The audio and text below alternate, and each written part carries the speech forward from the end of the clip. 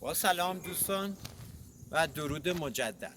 دازور علی هستم از پیج آموزش حرفه‌ای دازینگ از مبتدی تا حرفه‌ای. دوستان مبحث مهمی امروز داریم، بحث محیط بسته غار. در یک غار باستانی هستیم، هم بحث ردیابی امروز مطرحه، هم بحث نقطه زنی. دوستان این دو پارت امروز با کامل با کیفیت عالی و با آموزش فوق حرفه‌ای در خدمتتون هستیم. دوستان میفرمایند بارگذاری ویدیوها چند ساعت یک باره. ما هر 48 ساعت یک بار رأس ساعت 11 تا 12 و نیم شب ویدیوهامون آپلود میشه. دوستانی که ما را در تلگرام دنبال میکنن، آیدی پیج در بیوی تلگرام هستش. دوستانی هم که ما را در اینستاگرام همراهی میکنن لطف میکنن بیوی پیجمون در لینک هستش. در خدمتتون هستیم. میریم برای آموزش فوق حرفه‌ای درون غار. سپاس. سلام دوستان اومدیم درون غار باستان. دوستان میخواییم الان حالا چه خوراکتون طلا باشه، چه نقره باشه، چه هفت جوش باشه، چه مفرق، شما اگر در این مکان باستانی هر 4 فلز، نقره، طلا، هفت جوش و مفرق را داشته باشین، شما با یک کدوم از این خوراکا خوشبختانه میتونین به این جنس مورد نظرتون برسید. یعنی چه؟ یعنی شما اگر 4 تا جنسی که با هم دفنن، شما راحت اگه طلا بدین میره روشون، نقره بدین میره روشون، هفت جور بشین بازم آنتنا زوم میکنن، چیزم بدین فلز مفرق هم بدین زوم میکنن. دوستان عزیز خدمت شما عرض کنم، اجناسی که درون باستانی کلن هست یا زیر قرار گرفته، تأثیر میدان مغناطیسی جنس هایی که زیرن با یا انرژی های خاصی که از خودشون ساطع میکنن ما را به موفقیت میرسونن. دوستان نکته رو داشته باشین، اجناس دفنه در محیط های باستانی، این غار یا هر محیط باستانی دیگه، انرژی های خاص و میدان مغناطیسی که از این نوع خاک بلند میشه از زیر، حالا در هر عمقی باشه ما راحت میتونیم به هدفمون دست پیدا کنیم و با 100% ضمانت رو در بیاریم. دوستان اگه مشاهده کنن الان من سفال هست اینجا رو زمین پراکنده است، اگه دقت کنیم محیط فوق باستانی هستش. خدمت شما عرض کنم دوباره دوستان میام خدمتتون، دوباره فلزهای سفالهای دیگه هم هست، خیلی فلز جالب، چیز سفال جالبیه، نقش لعاب فوق جالبی داره. دوستان بریم برای استارت کار. آنتن ها در محل قرار میگیره، آنتن دست راست، آنتن دست چپ. حالا ما دو نوع خوراک داریم، ما الان نقره داریم، طلا هم داریم. ما از نقرهمون استفاده میکنیم چون فرق زیادی نداره، هیچ فرقی نداره. دوستان عزیز بازم روش آنتن گذاری رو دقت کنید، دقیق 60 ها پشت کار سوار میشه، خوراک چسبیده، چون غار رو به دهنه غار وایسادیم راحت با یه آنتن یا دو آنتن ما کل غار اسکن میکنیم. دوستان اینجا رو داشته باشن، اینجا ما هیچ گونه فلز نقره‌ای نداریم. دوستان بازم داشته باشن هیچ و چیزی در غار باستانی فلز نقره‌ای وجود نداره. ما هیچ گونه فلز سطحی یا فلزات مزاحم ما نمیگیریم.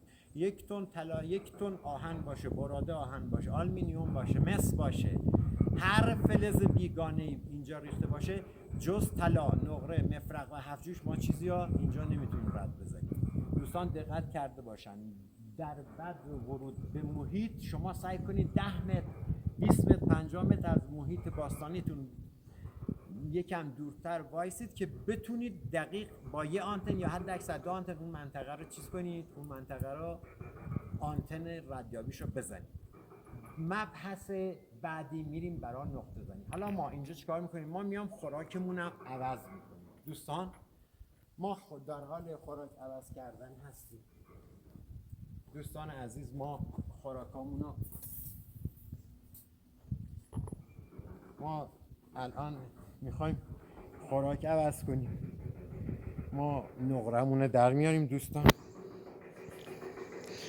ما این نقره رو در میاریم، جاش فلز طلا بارگذاری میکنیم تو دستمون. دوستان داشته باشن دوباره مراحل کار همون هستش که خدمتتون عرض کردم. آنتن‌ها سر جاشون قرار میگیره.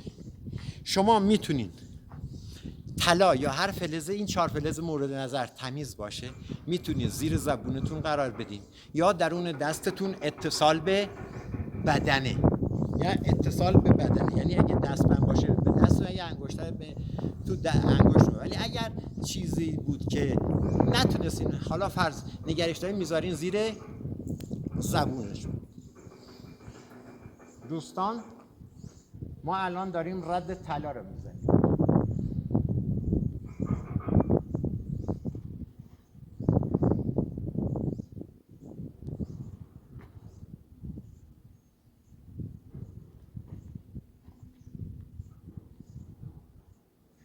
دوستان عزیز همراهان گل، 2 فلز طلا و نقره در این غار وجود نداره. یعنی احتمالش از 0 نه که 0 باشه، منفی 20 زیر 0 حساب کن، منفی 20 درجه، چی بگم اصلا پایین‌تر از حد 0 هم زیر رادیکال. اصلا جنسی به عنوان طلا یا نقره درون این غار باستانی وجود نداره. ما باز خوراکمون رو عوض میکنیم، نقره‌مون رو برمیداریم جهت آموزش، چون دوستان میخوان آموزش ببینن.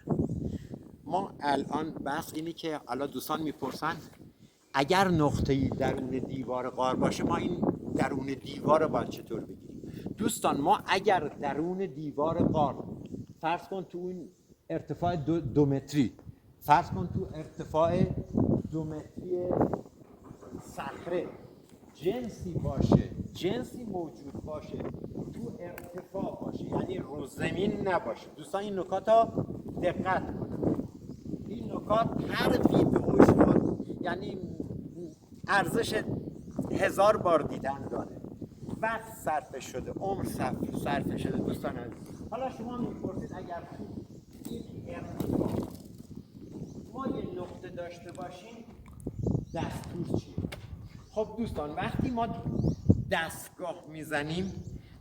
دستگاه میزنیم، حالا شما فرض بفرمایید 10 کیلو یا 1 گرم طلا نقره تو اون، یا طلا یا نقره یا مفرق یا حرف جوش، 4 فلز باستان اونجا تو دیواره هست. دوستان وقتی من آنتن میزنم، این بحث آموزشه دوستان دقت کنید، آنتن ها چون من نزدیک به دیوارم خیلی به هم نزدیک میشن، طوری که باید بینشون 5 سانت بیشتر فاصله بین نوک 2 تا آنتن نباشه. وقتی دوستان به این حد ما رسیدیم یعنی ما نزدیک نقطه هستیم. مسئله مورد دوم که خیلی مهم هستش، میگی شما چطوری میفهمید جنس درون دیوار غاره؟ جنس تو رو سطح نیست. ما میایم اینجا لب صخره وامیستیم، دستگاهمون هم 2 متر فرض کن بالا سرمون رو گرفته. حالا شما اینطوری فرض کنید ورودیمون این 2 تا درخچه باشن که تو دل صخره هستن. حالا شما فرض کنید اینجا یه ورودی داریم، دستگاه ما رو آورده تا اینجا و علاوه بر این که ما میتونیم تو 3 جهت اینا بزنیم، چون یه جهتش حذف میشه، یه جهت تو جنوب به شمال میزنیم فرض کن، ما آنتنامون میان یه ضربه در اینجا ایجاد میکنن، ضربه در اینجا بغل کارمون. یکی از بالا میزنیم رو به صخره پایین، دوباره میاد فرض کن 1 متر یا 70 سانت یا 2 متر، حالا بسته به حجم کار بالاتر قفل میکنه. هرچه حجم کار زیادتر باشه دوستان، فضای ابعاد قفل دستگاه بیشتره. یعنی چه ضربه در اول چه قفل روی سینه در مرحله آخر واسه نقطه زدن. پس ما اینا الان فرض کن علامت گذاشتیم، اینجا ضربه درمون شد دوست عزیز. یکی هم زدیم اینجا و یکی دیگه داریم از جهت غرب به شرق. ما یکی دیگه هم میزنیم آنتن اینجا فرض کن ضربه در شد. الان من خودم با دستام دارم این کارو میکنم، آموزشی هستش دوستان، تا بعد که انشالله وارد فازهای بعدی پله پله بشین که انشالله در حین پیدا کردنم کل ویدیوها رو ببینید. ببین دوستان، ما الان 3 جهت زدیم، میایم وسط این 3 جهت. وقتی وسط 3 جهت قرار گرفتیم، این بحث صخره است دوستان. جاهای دیگه خدمتتون عرض میکنم کارهای دستگاه طوری دیگه است. ما وسط کار قفل میشیم، وسط 3 نقطه‌ای که گذاشتیم. فرض کن 1 متر پایین تر از من، 1 متر جلوتر از من، 1 متر پشت سر من. اینجا هم خب صخره قاره. حالا این جنس هم درون صخره است. ما یه آنتن کلی که زدیم، یعنی فرض کن یه چسبندگی رو به سینه داشت، ولی با قدرتی که نسبت به چیزی که تو سطح باشه این قفل شدگی یا این آنتن ها که رو هم مماس میشن و قفل کامل رو سینه ایجاد میکنن، سرعتشون 1 ذره، فقط دقت ها اینا میلیمتری، 1 ذره کمتره.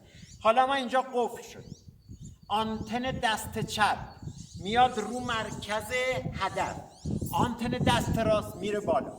خب حالا اگه آنتن دست راست هیچ تکونی نخورد، الان من دستم برداشتم فرض کن تکون، الان بس آموزش دستم پشت آنتن، فرض کن این اینجا وایساده، این به ما اعلام میکنه که جنس تو سطح نیست دوست عزیز، جنس تو دیواره. پله بعدی چیه؟ پله بعدی ما میایم خیلی دیگه نزدیک میشیم به خود صخره. ما الان اینجا نقطه زدیم، دستمون هیچ عمقی نشه، به ازای هر دور خلاف عقربه ساعت تو مناطق مسطح 1 متره. الان ما بحث صخره است الان. بعد وقتی ما پای صخره هستیم و آنتن دست چپمون دقیق رو هدفه یا نزدیک به هدفه، چون 70 سانت این ور و اون ور اجناس بزرگ یا 1 متر 20 تا 1 بستگی داره حجم کار زیاد باشه، اینا مرکز هدف نمیشه تو بگی 20 در 20 یا 2 متر در 2 متره، اینا دستگاه باید پیدا کنه. ما الان اینجا زدیم زده 0، هیچ دستگاه عمقی نزده، یه جنس درون دیواره. ما چه کار میکنیم؟ میایم از 3 جهت دقیقاً یه آنتن خیلی چسبیده به صخره، یعنی با اندازه‌ای که شاید 2 سانت طوری تنظیم کنین که از بدنه صخره 2 سانت شما فاصله داشته باشید. وقتی شما دستگاه رو درون صخره زدید و دستگاه یعنی اومد که جمع بشه، چون شما دیگه قدرت نفوذ که ندارید، تو بیرون صخره وایسادید، در هر چی شما نزدیکتر برین، وقتی تو 2 سانتی باشین، تو 2 سانتی دیوار هر چی بخواید برین جلوتر، دستگاه شروع میکنه به شدیدتر قفل کردن تو دل صخره. شما از پایین 20 سانت الی 30 سانت بالاتر از سطح زمین شروع میکنید، چون گذشته زمان رسوب داده دیواره صخره اونا، شاید الان رسوب گرفته، شما سعی میکنید اینجاها رو با چکش، اگه چکش پلاستیکی داشته باشیم بهتر، اگه چکش فلزی هم باشه صدا میزنید که صدای تبلی بیاد. حالا اگر واقعا با صخره طوری پوشیده شده باشه، شما دوباره پله به پله دوستان عرض میکنم، پله به پله هر نیم متری جا به جا میشین، حالا یا با نردبون یا با چیزی که زیر پاتون میذارین، فقط جنسش از چوب باشه، فلز به هیچ عنوان. آروم میرید بالا تا زمانی که دستگاه از اون بالا ول کرد. موقعی که ول کنه دوستان، یعنی شما جنس دوباره زیر پاتون رو باید برگردین و پیداش کنید. دوستان سپاس. بازم ادامه ویدیو در خدمتتون هستیم. دوستان عزیز و دوستداران حرفه‌ای پیج، اینجا رو دوستان داشته باشید. ما یه علائم باستان، من کار به علائم شناسی ندارم، من متخصص تدریس فوق حرفه‌ای دازینگ هستم. این یک علامت در باستان دوست عزیز. علامت دیگه اینجا هستش قربان، اگه دیده باشین اینا همه نشون میده که این کار قدمت چند هزار ساله داره. و همچنین دوستان یکی دیگه اینجا، یعنی ما با 4 جوقن بزرگم اینجا مواجه هستیم دوست عزیز. این یکی بزرگه، دوباره 4-5 تا جوقن کف اینجا داریم. حالا جالب یه چیز، 3 تا جوقن دیگه هم دوستان گرامی ما تو دیواره داریم. بس علائم شناسی من اینا رو میخوام صرفا برای شما بگم که تو مناطق باستان داریم تدریس میکنیم. یعنی کار ما فقط و فقط منوط به مناطق باستانی هستش دوستان. این علائمه که نشون میده منطقه چندین هزار سال ها از دوران پارین سنگی تا عصر مفرق و فلز و الان از دوران ایلامی، هخامنش، سلوکی، اشکانی، ساسانی به پایین، اینا کلا به این محدوده خورده. حالا دوستان عزیز میریم جای دیگه هم 3 تا جوقن دیواری نشون میدیم. متشکرم عزیز. بازم ببینید ما یه جوقن داریم تو دیواره اینجا. من اصلا راجع به علائم شناسی هیچ نظری نمیتونم بدم. من از دره دازینگ، از دره های کوههای اورست دازینگ رسیدم به قله اورست دازینگ، من هدفم یاد دادن گام به گام و فوق تخصصی این کار هستش که دوستان وقت تو طبیعت هدر ندن. تمام زمینا و تپا را آدم دلش میسوزه، آبکش کردن، بابا یه آنتن بزن خودم از مخارج سنگینی نمونه دستگاه رها کن. دستگاه چند میلیاردی میگیری، هیچ توانی نداره. یک آنتن تو 2 دقیقه نشون میده. باید چی کار کنی؟ این یه جوقن دیگه، 1، 2 و 3 که فوق العاده زیبا است. این 3 تا جوقن دقیقاً روبروی اون 6 تا جوقن بالایی هستن دوستان عزیز.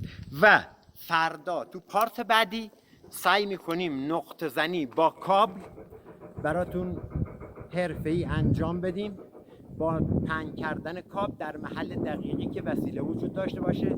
یک آزمایش فوق مدرن براتون در نظر گرفتم. انشالله در پارت بعدی مانا و پایدار باشید. تا ویدئوی بعد، سپاس.